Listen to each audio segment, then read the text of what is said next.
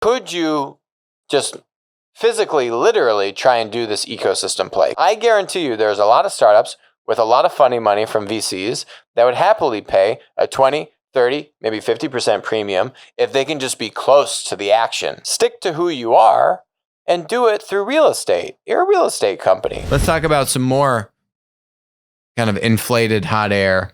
WeWork. We really kind of grilled WeWork's S1 a couple weeks ago when it came out.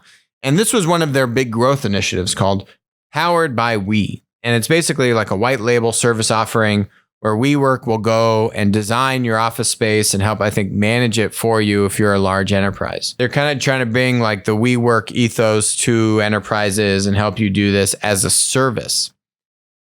I don't know. You know, they have this like WeWork Living thing. And let me throw a concept out there. Okay. WeWork is a linear company. They're not a platform company, despite all the times they use the word platform and explain that they're a technology company. They're absolutely not a technology company.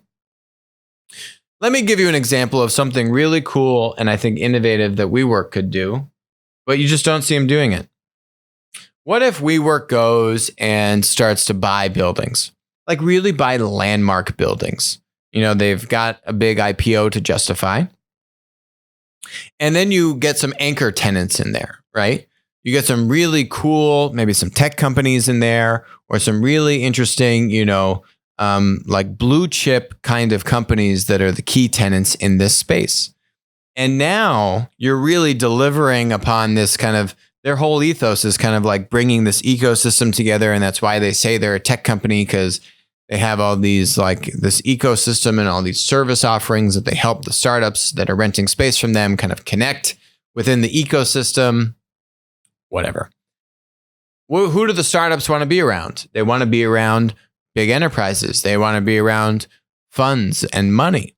So could you just physically, literally try and do this ecosystem play? Could you go buy a building, really prominent building that has a really prominent tenant in it, or a VC firm, or a hedge fund, or a private equity firm? Or, someone that's of interest to a startup community. And now you can literally start to create these communities and ecosystems, but doing that physically rather than through this kind of like smoke and mirrors technology thing. Okay. I think you could still deliver on WeWork's purpose, but just stick to who you are and do it through real estate. You're a real estate company. Okay. So how could you deliver on the ecosystem through real estate?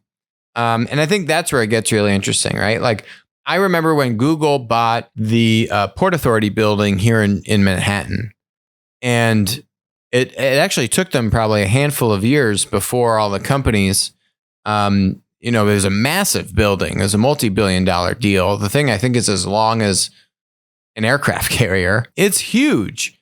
And so it wasn't just Google that was in that building. So Google was, I think, the biggest tenant in the building. But there are still many other companies in that building. And I remember when they bought that building, and all of the companies that had their leases in that building cherished those leases. All of those companies would have happily renewed those leases at a huge premium just so that they could kind of be around Google. And whenever they would bring someone, like a client or a prospective employee, to the building, it has this aura around it. Let alone if you have any potential business dealings with Google, right? Which is obviously additional value.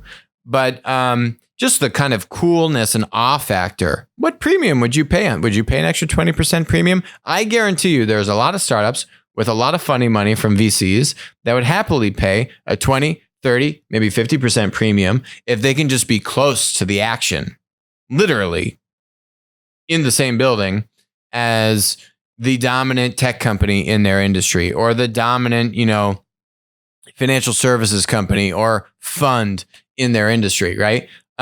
Deliver on this, but stick to who you are. Don't try to be something you're not, because investors are seeing through it. Hi, this is Alex Mozed. Thanks for joining us on Winner Take All. If you enjoyed the content today, which I bet you did, please comment, subscribe, and definitely message me on Twitter when we're doing live streams. Also, please note, all opinions expressed about stocks or public companies on the show are exactly that, opinions. This is not investment advice. Don't act on it. WisdomTree licensed Applico's Platform Insights data product. The aid in the creation of the Platt ETF. Thanks for joining us.